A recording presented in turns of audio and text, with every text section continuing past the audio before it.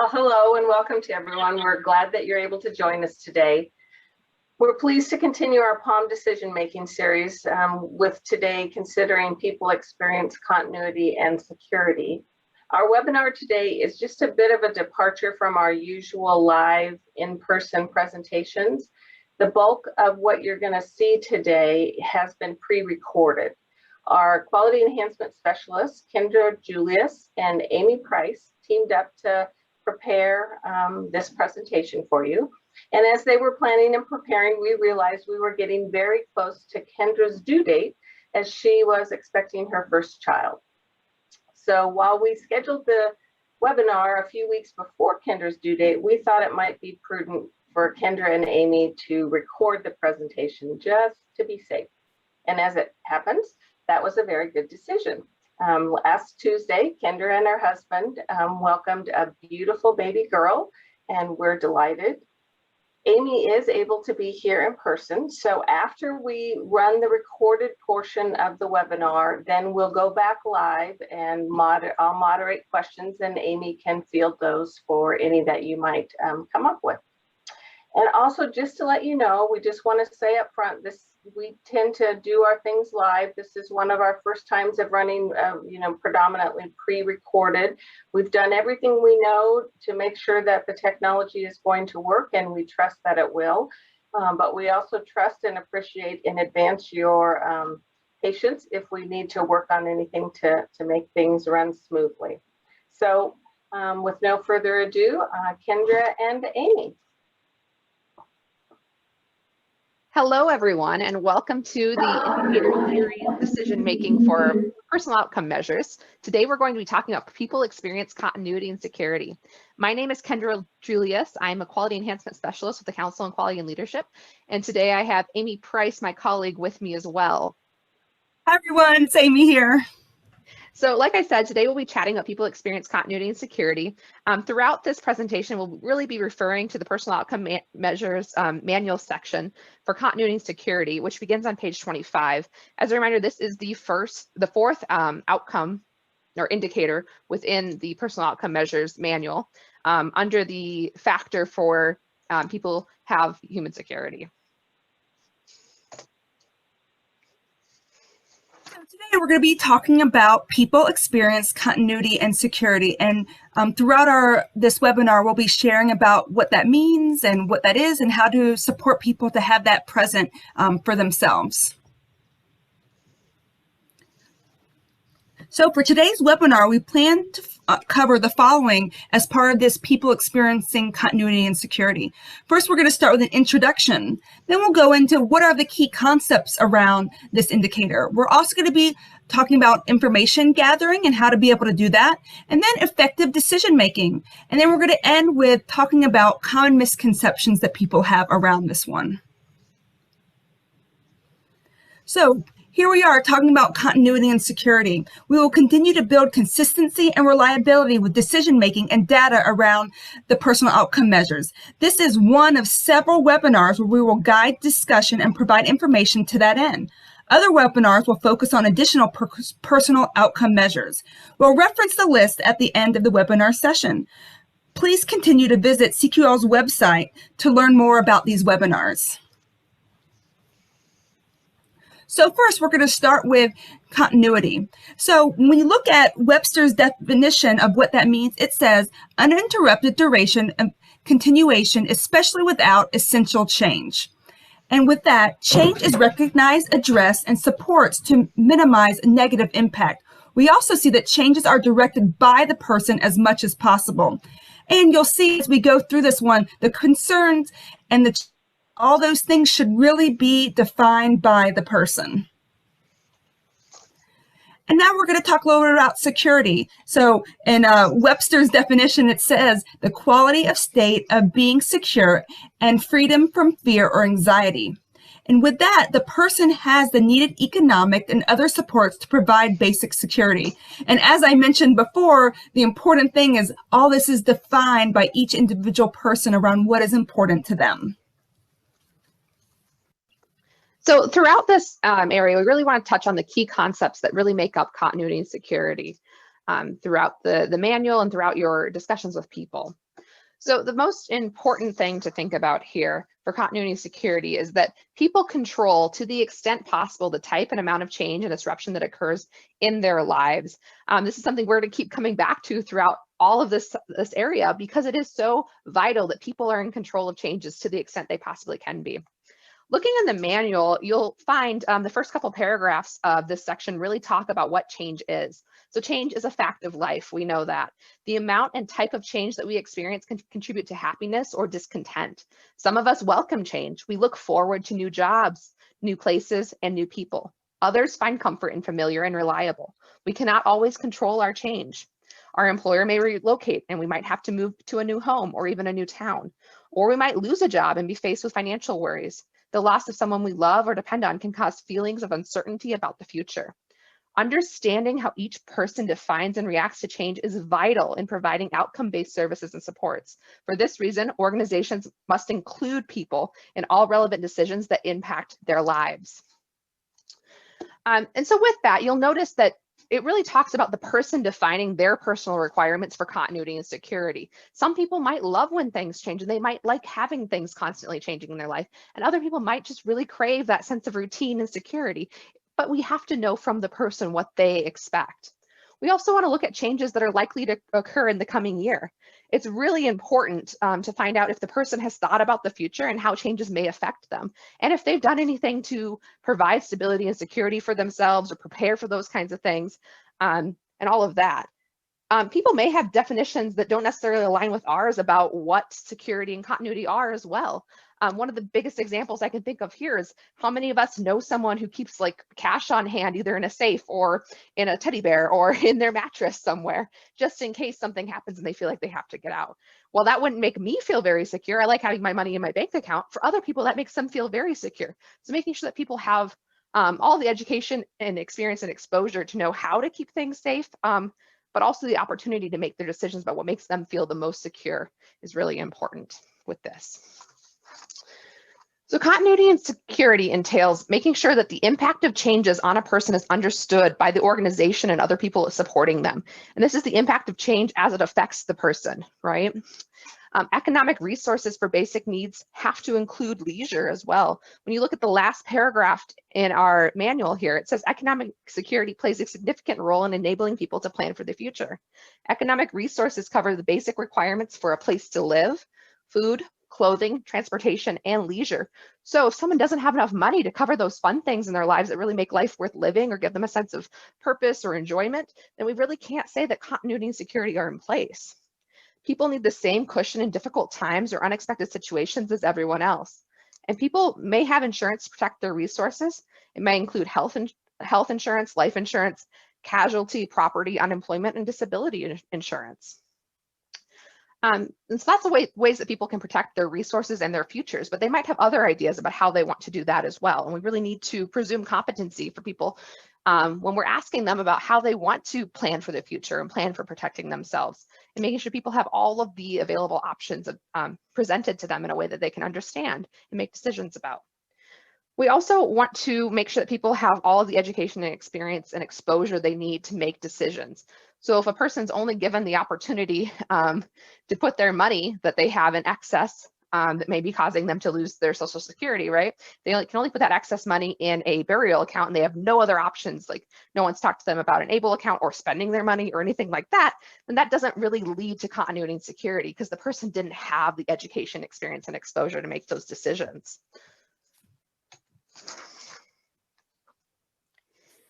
Here we're moving on to information gathering. And one of the things I think it's important to think about when you're thinking about this one around continuity and security is it's usually not the first one that you go directly to and just asking people these questions, but a lot of times you're gathering information from some of the other ones, like do you have choice around where you live, work? Do you feel like you're experiencing your best possible health? Do you feel safe? Are you reaching your personal goals? Do you have natural supports in place? So some of these other ones, you may start with gathering information first, and from those, we're starting to gather information around continuity and security and what's really important for that person.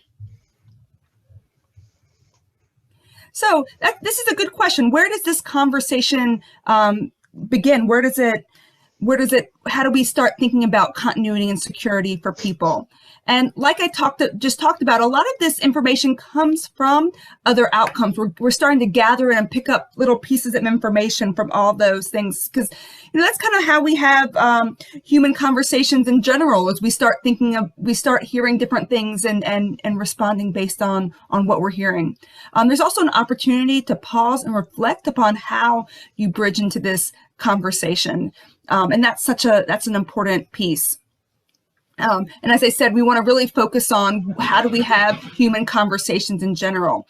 We also want to take our cues from the environment or something the person said. So it could be something as simple as, what a person is wearing, or how they're carrying themselves, or what they choose to put on their walls. All those different places we're able to gather information around what's important to that person and take some cues to see if they're experiencing this continuity and security.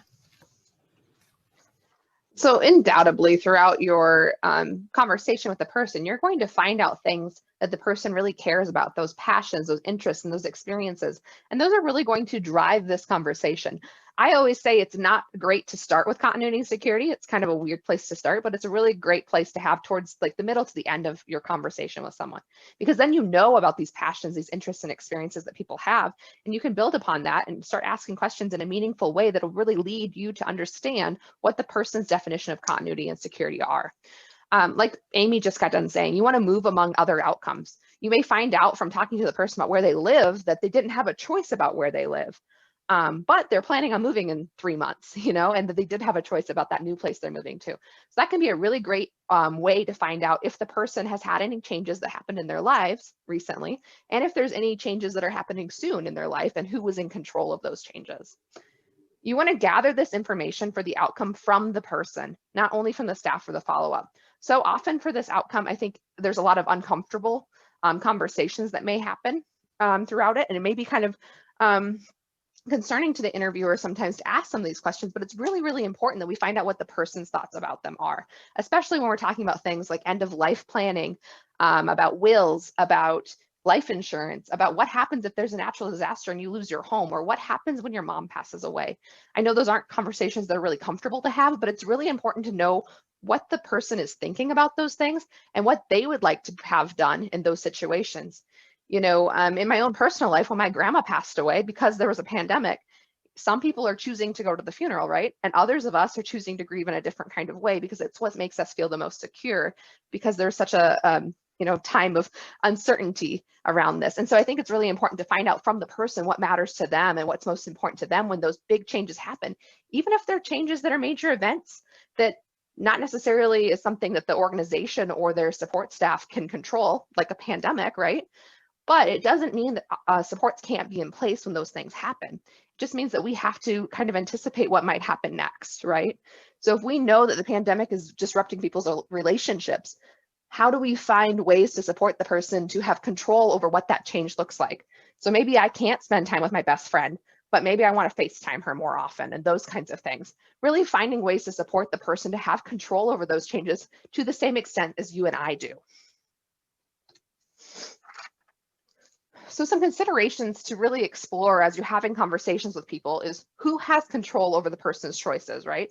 Who is making decisions about changes? Is it the person? Is it the organization or the staff? Is it the person's employer? Is it the person's family or guardian? Really finding that out gives you a lot of information about whether or not this outcome is in place or not. If the person is not the one in control, it's probably not in place. Does the person make staffing decisions? I think this is an area that most people I've seen interview do really, really well, is asking questions about, did you hire your staff? Can you fire your staff? Do you like your staff? Those kinds of things. But really the bigger question here is, does the person get to decide, when those staffing patterns change, or, if I don't want staff at night, do they get to decide what that looks like, or something like that? Has the person made decisions about protecting their futures? And again, you want to find this out from the person. Do they know if they have life insurance or renter's insurance, a will written, those kinds of things? Does the person get to decide how to spend their money, or is someone else deciding that for them? And do they have enough money to buy the things that they really want and need? And remember, leisure is an important part of this as well. People need to have enough money to be able to pay for the things that make their life enjoyable and fun. When changes happen, does the person have supports that address the impact of those changes? So none of us have control when a family member or loved one dies, right? No one does.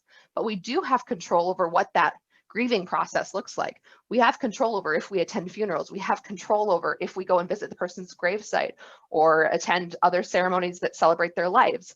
We have control over whether or not we see counseling at that point for grief. There's a lot of things that we have control over. We want to make sure that people have those same supports to address the impact of changes, regardless of if they had control or not. And does the person have the ability to protect their belongings? This is going to look really different for everyone, right?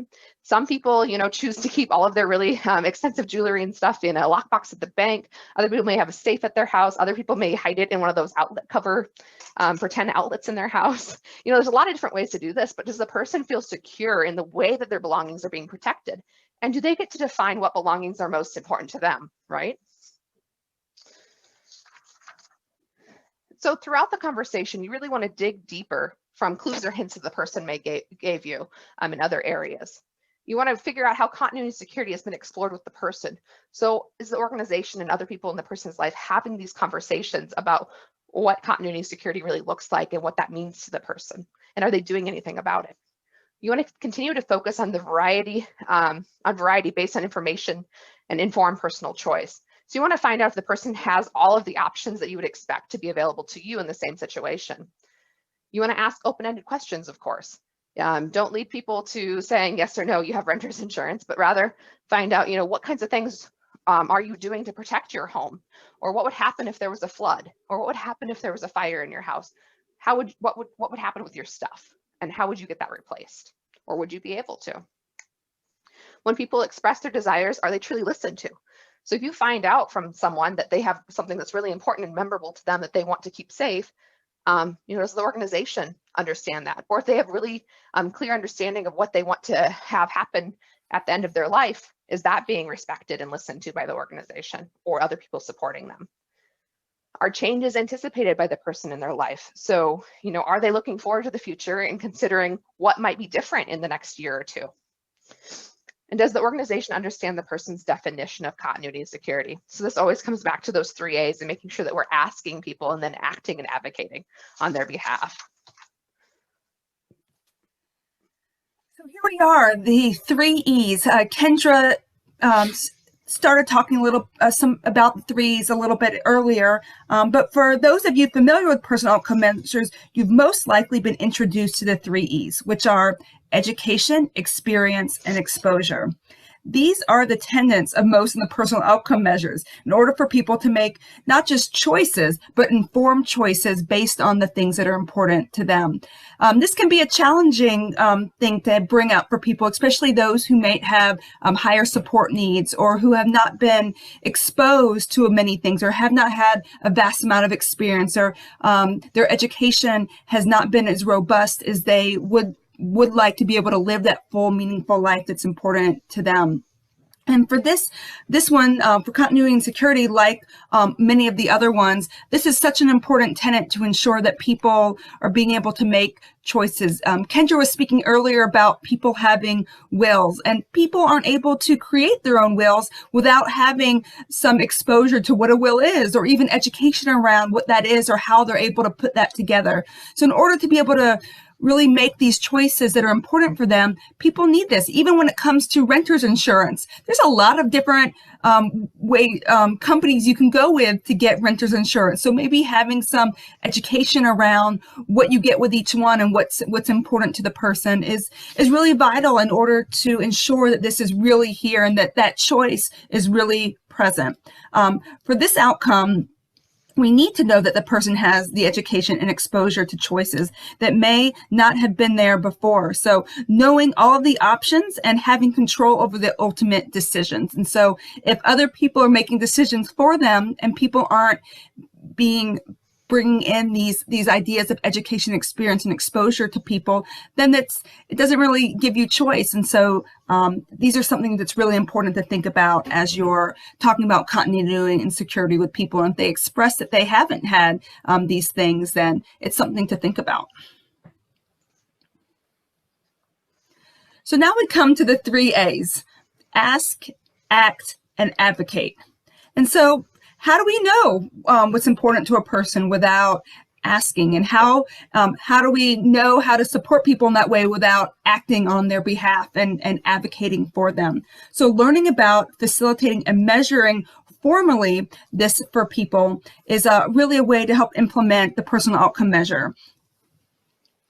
So this is something that helps in planning, talking, or thinking about how we want to support people in their decision making and what's important to them. And so once we incorporate these ideas of the 3 A's, we can help move people forward in thinking about what their personal security looks like, what continuity means for them. And once we ask those things, we can really ask questions to them, and we can really act and advocate on their behalf, because sometimes we may learn things that are different than what the agency is currently doing, or what's different than what the family is saying for that person. And so if we're gathering this information about people, it really may take some advocacy in order to support someone to understand what's really important for the person. Thank you, Amy. So as we kind of conclude that area about information gathering, I want you guys to, as always, think about everything you've learned. When we make decisions, we are not making decisions based on a gut feeling or a belief or anything like that, but we're making decisions based on the facts and the information we've gathered. So keep that in mind. That's especially important here. If you are coming back to I think rather than I know, then the outcome is probably not present, right? Because you either don't have enough information, or the person didn't have the 3 E's, or the organization didn't implement the 3 A's. So this is where we're going to decide whether or not personal outcomes and individualized supports are present. It's really important that we apply all the evidence that we've collected, and it has to be done one person at a time. We have to have an awareness of the important information about the personal outcome measures. So we've talked about the values and the principles. Those are laid out in the book too on page 25. It's always good to go back and review those as you're going ahead to make decisions. But also throughout the information gathering and discovery piece, you're really going to include all of the information you've collected from the person, people who support them, things you've learned from the environment that they were in when you talk to them, and sometimes written materials that may be written about the person could tell you things about this as well. And so this outcome has a series of questions that lead to making a decision, which would be the data piece about the personal outcome measure, about whether or not the outcome and individualized supports are present or not. This decision-making process presents questions in a decision-making matrix for measuring. Both the outcome and the individualized support for the person are laid out in this manner. So we're going to go through those shortly. So with this, you always want to use your 4th edition Personal Outcome Measures Manual. If you don't have that, you can download it from our website or purchase one on our website as well.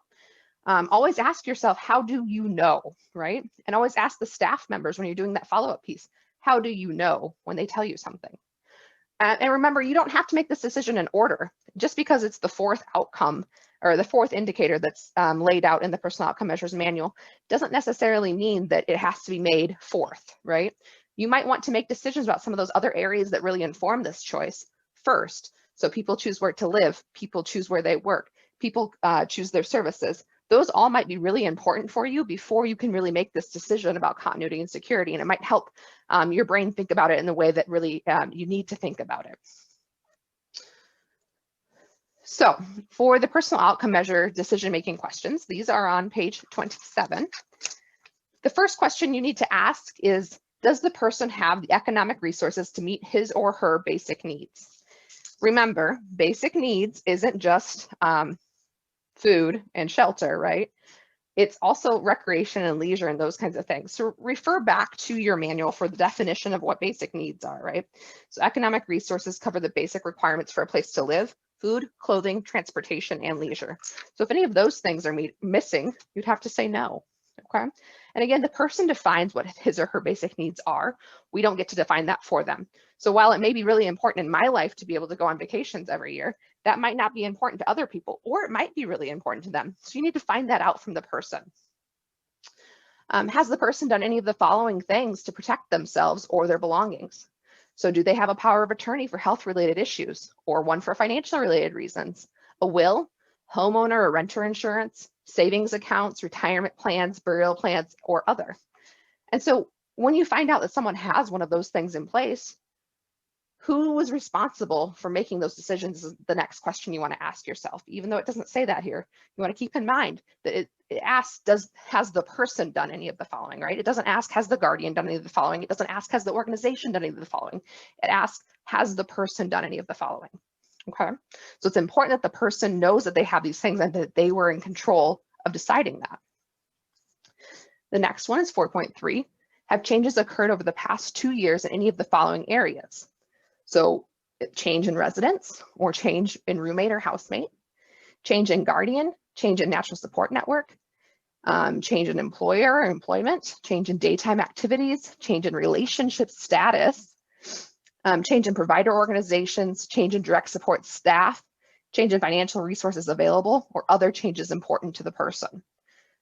So with each of those, you're going to want to go through and decide, has a change happened? And these changes, remember, might not be necessarily because the person decided to make a change, right? That's why 4.4 asks, who was responsible for the change? So was it the person, the guardian, the family, provider, employer, or someone else? And when you ask yourself those questions, you really want to find out what is the effect on the person, basically. If there's a change in a relationship, maybe I dumped my husband and that's why there's a change in a relationship and that was really positive for me. Or, maybe someone got married and that was a really positive thing in their lives. Those kinds of things, don't necessarily mean the outcome's not in place, right? But you really need to know who was responsible for the change and what the impact was on the person. And then you ask yourself, are there any changes to the following areas anticipated in the next 2 years? So those same areas, really looking to see, does the person anticipate that something will change in the next couple of years? You also want to ask, is there anything that you're pretty clear is going to change that the person didn't identify or the person hasn't thought about? Or something that the staff know that the person doesn't know? Because that really affects continuity and security ultimately. We want to make sure that people are prepared for those changes that are coming up in the future. Now, that being said, any of these things could change for any one of us in the next 2 years, and we might not know about that change, coming down. But if it's something that's really obvious that's going to change and the person doesn't know about that, that's probably going to be a problem for the outcome, right? So for 4.6 is the control over changes similar to that exercised by other people. So when you look back at 4.2 through 4.5 and you have all your answers to that, does the person have the same amount of control over those changes that other people would? Now remember, things like pandemics and other major events may cause changes, right? But you want to really look and see, does that change match what it looks like for everyone else in that person's geographic area, right? So something that I've heard a lot lately that I think probably is really important to talk about here is the change in relationships, right? Or change in daytime activities. A lot of people that we support or that we talk to don't necessarily have the same control over those changes that you and I do, right? So yes, the pandemic is the reason that organizations are putting rules in place, but those rules are not in place for everyone else often. And so really looking at that and saying who has control over the change, right? It's not COVID that's changing it, right? It might be the provider that's changing that, or it might be the person's guardian, or it might be the person themselves, right? My daytime activities have changed a lot, and it was because of my employer and myself. But that was, my choice more so than it might be for someone who's receiving services from an organization. So you really want to get down to the nitty-gritty of it. Who is responsible for the change? And it doesn't look different than it would for someone who doesn't have a disability or who is not receiving services. So if the answers to 4.1 and 4.6 are yes, and the change either had no impact and was due to informed personal choice or planned for to minimize the disruption to the person, the outcome is present. And then for supports, this is on the same page, page 27. You really want to look at, does the organization know what is required for the person to experience continuity and security, or are efforts being made to learn about the person's preferences?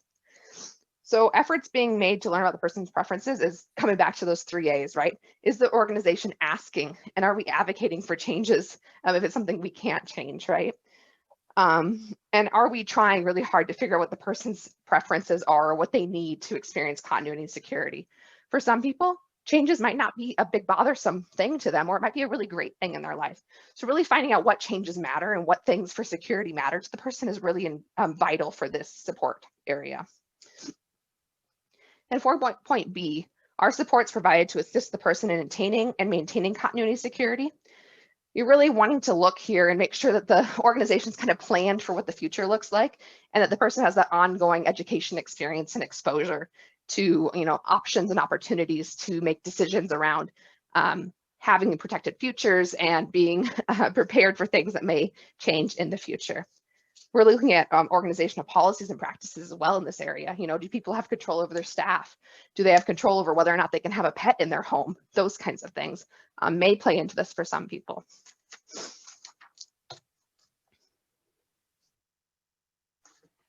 So now we want to talk about applying decision making. And as I talked about before, we want to make sure that we have the 3 E's in this outcome to ensure informed personal choice. And there's a lot of different ways we can look at this. I think there's a lot of times we assume things for people instead of really giving them that education, the experience, and the exposure. I think a lot of times we say, oh, that's something that we don't think is important to them, or oh, we don't need to think about them. They may not have the skills or the abilities to do that. But we always want to assume competency, and through that, use those education, experience, and the exposure.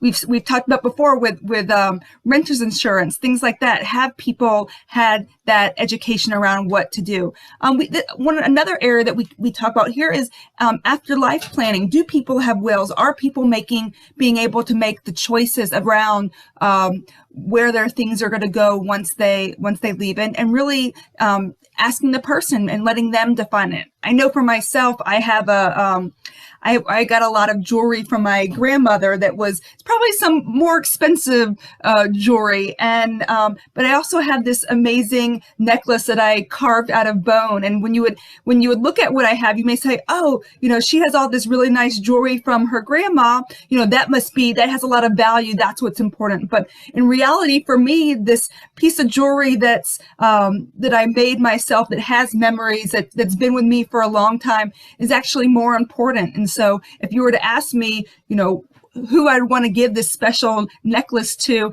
that would be more important for me than some of this other. So it's always so important to ask the person and understand what their personal choice is. But, you're not really able to do that unless you really people have that education, that experience, and that exposure to what afterlife planning is, and how do you put together a will and be able to give things to other people that are important to them. In order to assess individual supports and person's preferences must be known and supported. In that way, we, going back to our A's, we have to really ask people, what are your personal preferences? What is important to you? And make sure that those are known and those are supported for the person moving that way. And there are times we may hear from the family that, that's, it has to be done in this way. And that allows us to do the advocacy work too. But so in applying our decision-making, we want to ensure that those persons' preferences are what's really looked at.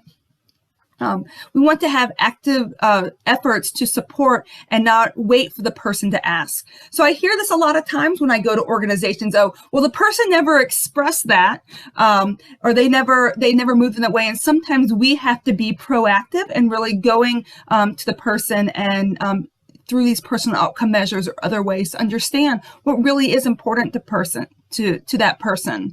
And supports don't gatekeep decision making. I think this is a really important concept around decision making, where we want to ensure lots of different options are out there, and really that support piece is not stopping that decision making from happening. We really want to empower people in order to be able to make their own decision making, and not sometimes we hear that this is the piece that's keeping a person back, but we really want to really understand what's important to the person in making the decision making on whether this continuity and security is present for people.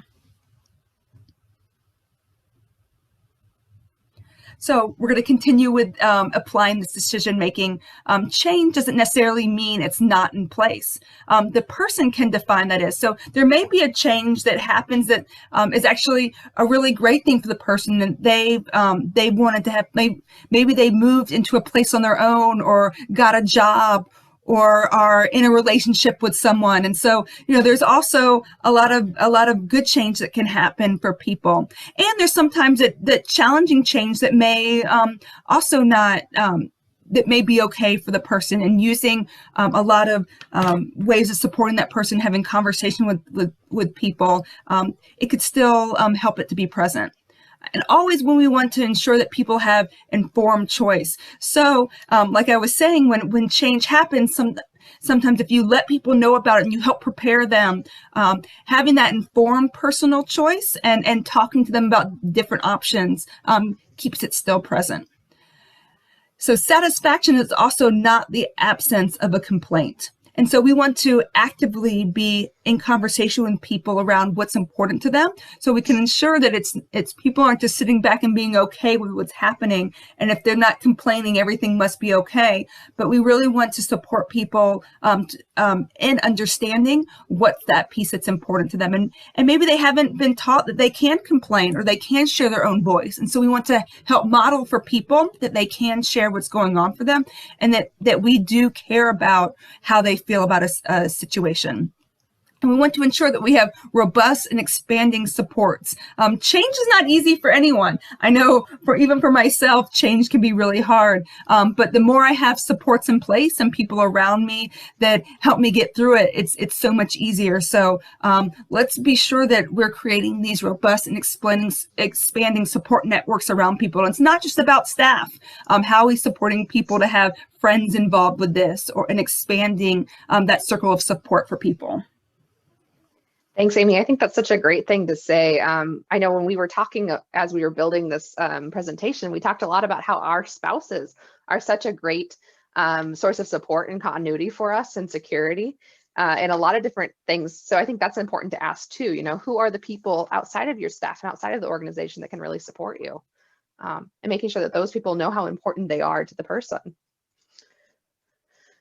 So with continuity and security, there's quite a few common misconceptions, and we're going to unpack those now. I think a lot of those just come from misunderstandings, maybe based on our own values or based on the way the system's been set up. So we're going to chat about those next.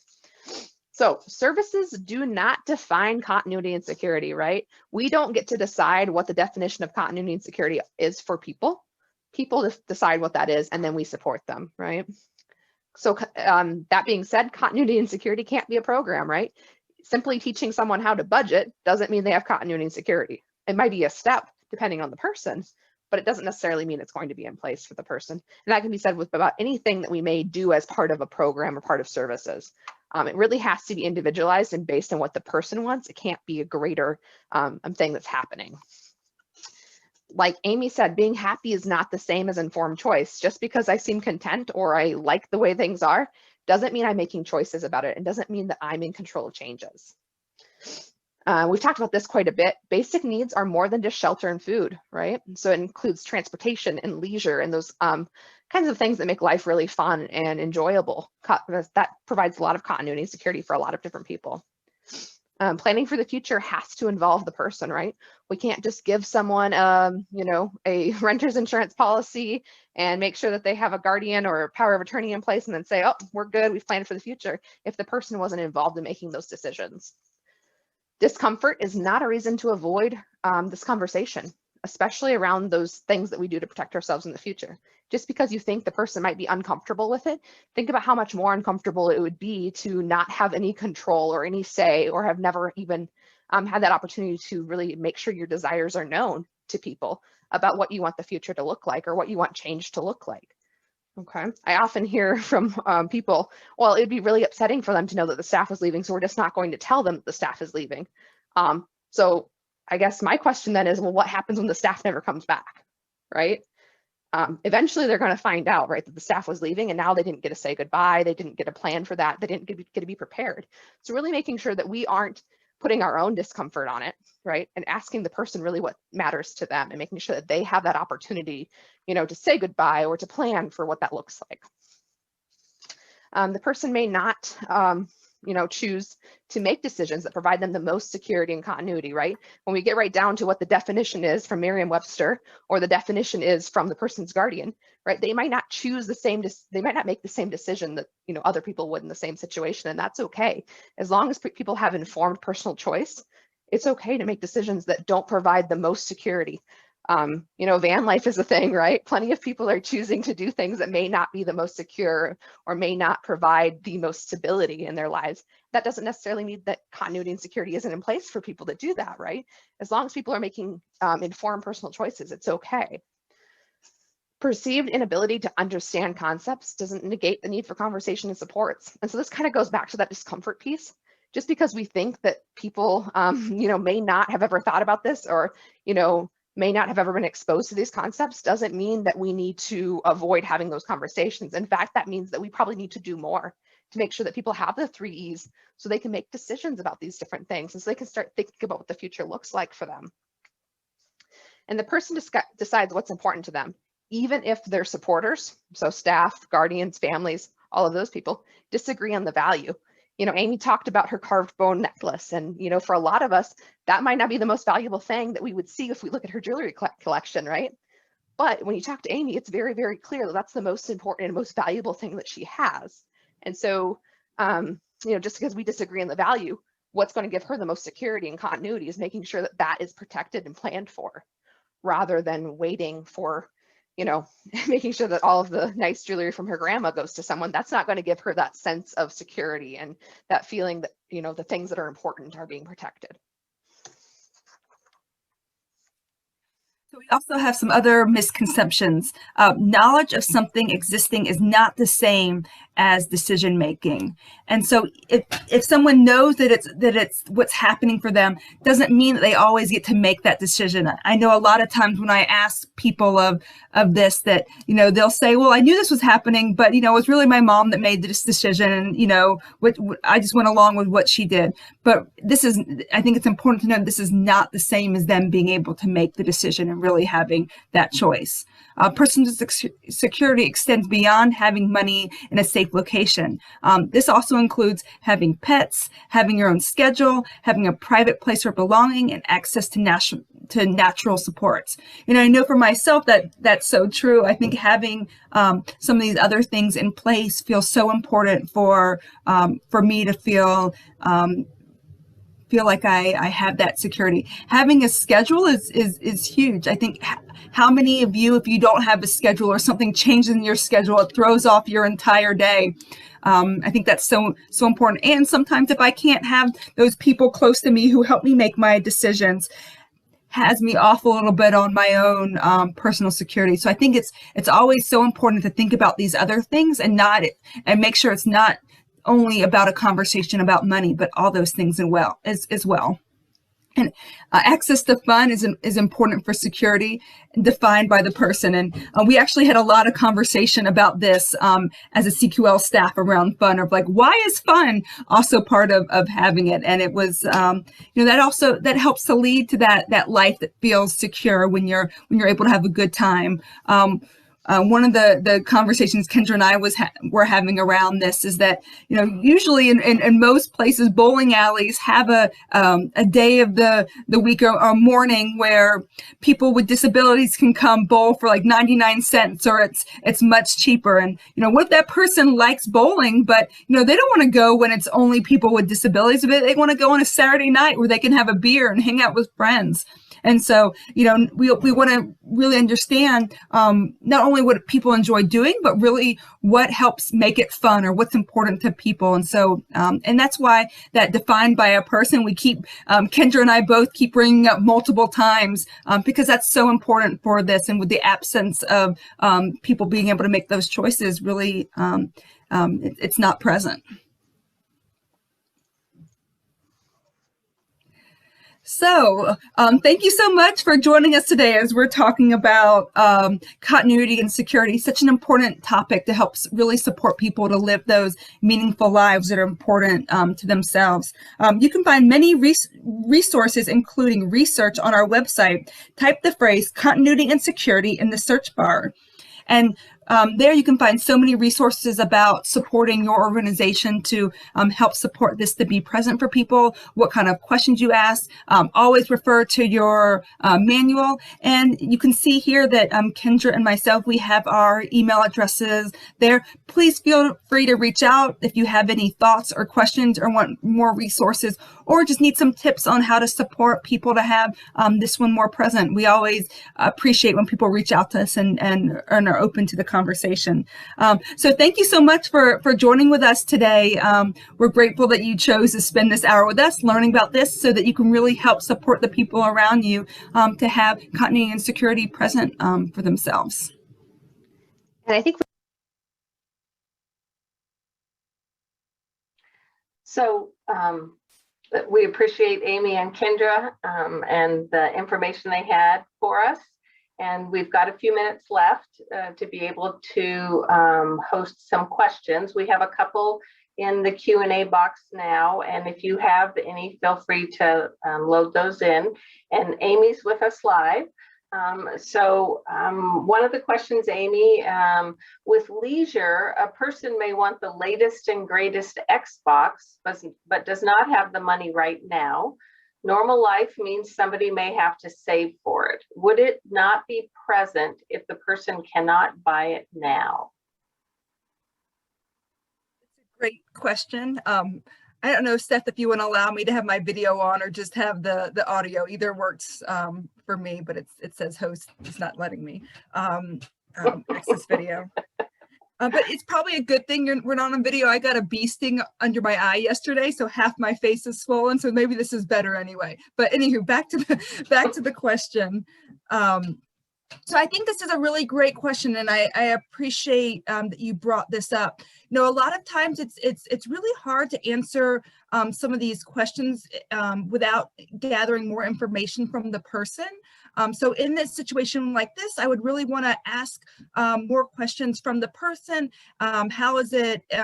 Is this you know, something that how much does this affect them? How much do they really want it? Is it somebody else saying that they can't have it, or is it really a matter of they need to save their money and in order to be able to get this? And so I think it's always in situations you want to ask more and understand what the person's feeling is this from, you know, and so I think it's hard to say without knowing more if it is yes or no for this person.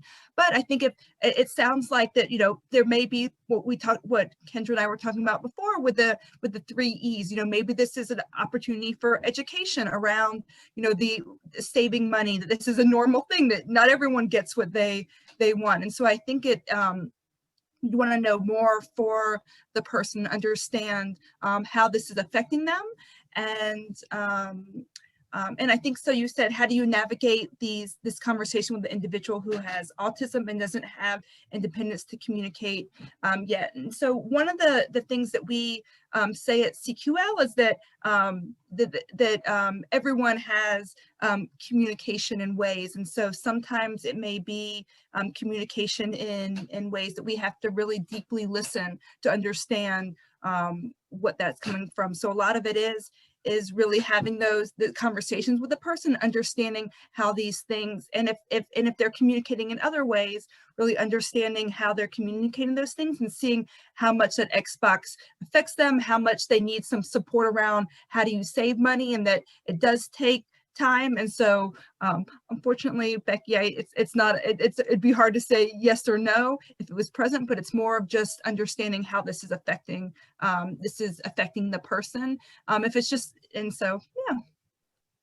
Okay, thank you, Amy. I think that's, you know, so true with many of the decision-making directions, is really, you know, having that whole conversation and all the information to bear.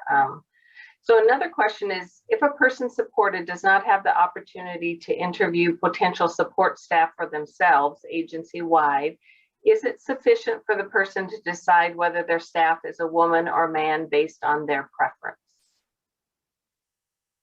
Another really, really great question. You know, I would want to understand more about why this person hasn't had the opportunity to interview themselves, the staff? Is it because they chose not to interview, or it was because it was at the convenience of the agency,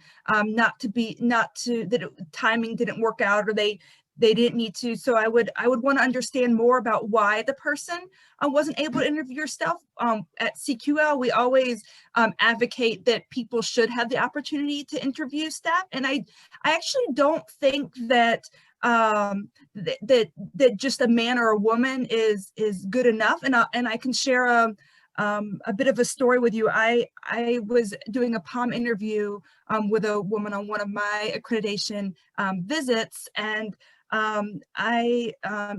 she shared with me some challenges that she was having with one of her staff.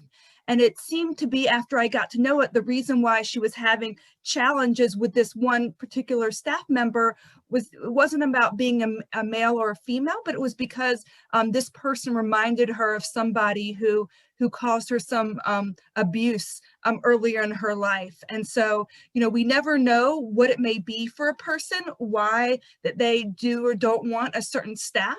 And so we always, at CQL, we always try to support agencies to see if there's a way for people to have the opportunity to interview their own staff. And, if there's really no way that could ever happen, or that wasn't possible, we'd want to know more than just male or female around what about a staff is important to someone. But in all possibility, please support people to be able to interview their own staff. And there was a follow-up to that question, that it's an agency practice that the folks supported don't have the option to interview staff. So I think that gets back again to the person's interest. If they have been fully informed and understand what that means, and whether they want to be interviewing staff, certainly plays into your decision as well. I think that covers most of. There's another question, Amy, that you actually kind of touched on in your answer to the first question about navigating these kind of conversations with an individual, maybe who has autism, or maybe doesn't have a clear way to communicate with you, isn't using words, and you're not quite sure what their opinions are. So do you have some suggestions for folks? And yeah, I know I didn't know before if that question was attached to the one that I was going on, so that's why I kind of incorporated it in. But I actually, this actually comes as a timely question for me. In my own work, as I mentioned, I work in Georgia, but I actually had an opportunity today to talk with our assistive work technology at the vocational rehabilitation in Georgia. And I learned so much from that conversation with that person on a lot of how we can really utilize technology to support people in their communication.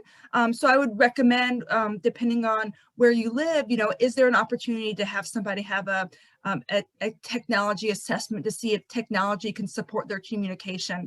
I think one of the other things I recommend when I go to different agencies is really this idea of not just listening with your ears into what the person is saying, but how do you listen using all your different senses? You may be seeing things in the ways that people are communicating certain things. There may be different things. And so one of the things that we say is that all behavior is just really communication. And so how do we really deeply understand what people are trying to share with us, and have that come into the ways that we're able to support them? Refusing to eat green beans can sometimes lead to something else going on for the person, and so I would, always think about that assistive technology, thinking about other ways that people communicate. And, a lot of this comes into staff training of how are you really training your staff on really watching and listening and interpreting things to help really support people. And I think too, as you're doing personal outcome measure interviews, the conversations with individuals who perhaps have other ways of communication, is it may take more effort on your part. You may need to talk to more people who know them well who understand the nuances of their communication, and they may be able to give you some insight as well. And I know Seth dropped some links into the chat box for you to some resources about this topic, some capstone webinars. And this continues obviously to be an ongoing subject that people want more information on, and we'll be continuing to do more in terms of training and support around this, because it certainly is an ongoing issue for all of us in how we support people and really understand what their desires are. So we have just a couple more minutes. We've gotten all of the questions in the box so far. If anybody else has another question, we'll wait for a minute here for you to type it in if you'd like to do that.